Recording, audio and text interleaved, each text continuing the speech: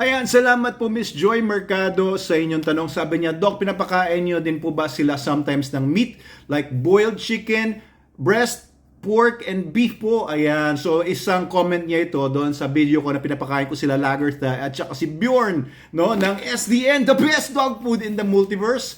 Oo, hindi ko po sila binibigyan ng mga meats na I don't add anything, I don't add meats, I don't add vitamins, I don't add calcium, I don't add yung mga growth factors or mass builders or whatever. I don't add anything. Alam niyo po kasi, nung dinesign ko itong SDN, 8 years ago, yung first production namin ng SDN, I envisioned a product na pag pinakain mo sa mga dogs, kumpleto na.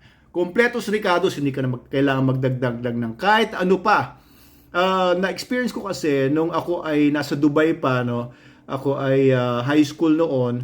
Naaalala ko, merong mga supplies yung US military doon sa mga soldiers nila na nasa Gulf War. Doon sa Middle East yun. So that was the mga 1990s. Meron silang, meron ako nakukuha, meron sa bahay ng mga pakete na isusupply din sa amin or na pupunta sa amin for some forgotten reason bakit ka meron nun. Ang tawag nila doon mga MRE.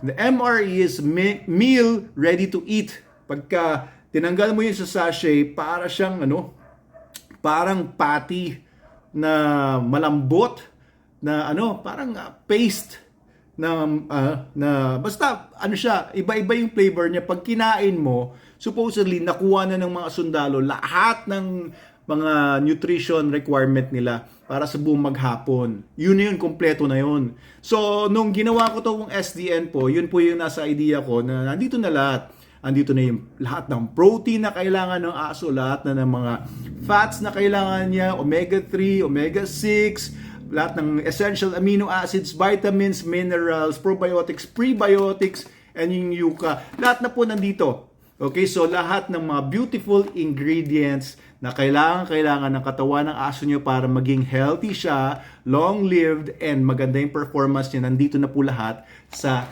SDN. Kaya trust SDN. Kung naka-SDN po kayo, you don't need to give. And nagkakaroon pa ng problema sa balance. Kasi po, ito po, well-balanced na ito. Kasi bawat nutrients po, merong hindi ka pwede lumampas doon, merong hindi ka pwedeng magkulang doon, yung tawag doon mga optimal levels. Minaximize ko na yung optimal levels ng lahat ng nutrients dito sa SDN.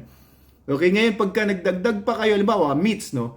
Nagdagdag ka ng meat, yung phosphorus level nung formula tataas pa masyado versus yung calcium. Yung calcium phosphorus ratio ay very critical yan. Kailangan sakto yun para maganda talaga yung magiging performance sa aso mo, magiging resulta niya dun sa pinapakain mo. So if you add meats, magkakaroon lang po ng imbalance. Sayang lang yung formula. It will defeat the purpose of having a perfect formula dito sa SDN. So just trust SDN, whether SDN 28 nga, SDN 42B, kahit yung SDN 21 natin, kompleto na po yan. If you're going to feed them SDN, nakakatipid ka na, di ba? Pati sa time mo, hindi ka na magpe-prepare, alam mo yung spoilage, yung storage, yung transport, yung pagbili mo sa palengke, etc.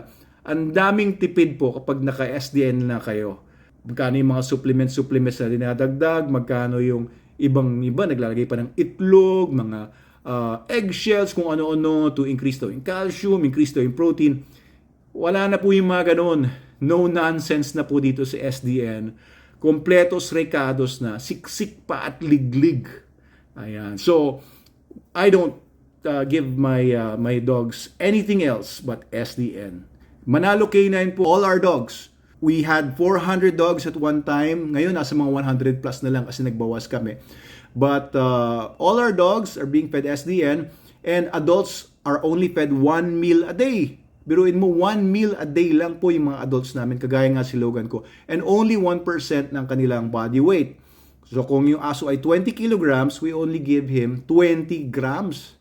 So, one day na yun, 20 grams. So, mga less than 1 cup yun sa isang 20 kilogram na aso. Kung 40 kilogram yung aso, 2 cups. Almost. Konti pa. Kasi si Logan, ganun din, 1%, pero ang taba. So, baka bawasan ko, gawin ko 8% or 0.9% na lang.